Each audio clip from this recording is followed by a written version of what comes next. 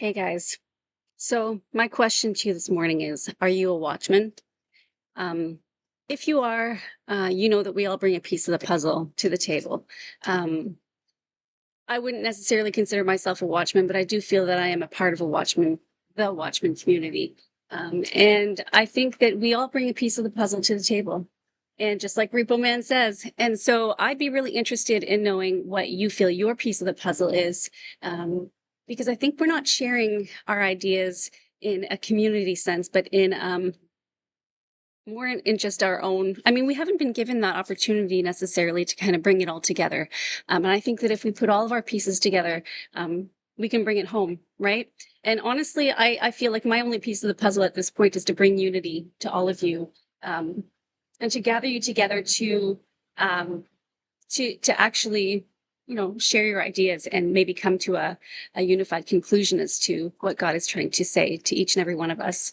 So I think something to think about is, how does Satan ruin the focus of our watchmen, of you as a watchman, in the watchman community, through division and through diversion?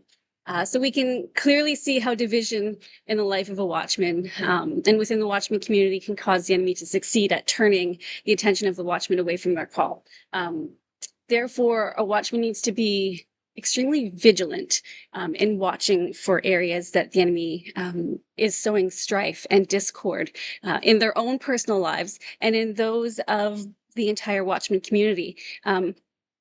We have to look for it and we have to tackle it right away, before it becomes a hindrance to your call as a watchman. Look at your life, dear watchman. And where has the devil sown this kind of division in your life? And how will you fix it right now so that you can have a clear focus on the ministry and your calling from the Most High? Um, take a look. Take a look. Fix it. Have you ever noticed that, when you set out to accomplish something, for the Lord, something that you feel that you're called to do, something gets in the way? Someone messages you, the phone rings, you stub your toe, I don't know. It could be anything. But maybe sometimes it's more than that.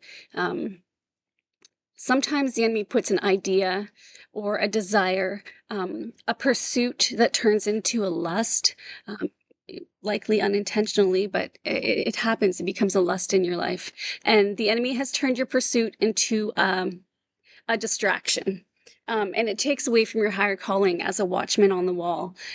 So, my challenge to all of you, all of us, is to take time to, um, reflect inwardly and to see if there's some place in your life that the enemy has sown division or a diversion in your life, and to bring it to the Lord and tackle it. Let's get focused and back on track with what our calling is, set before us as watchmen on the wall.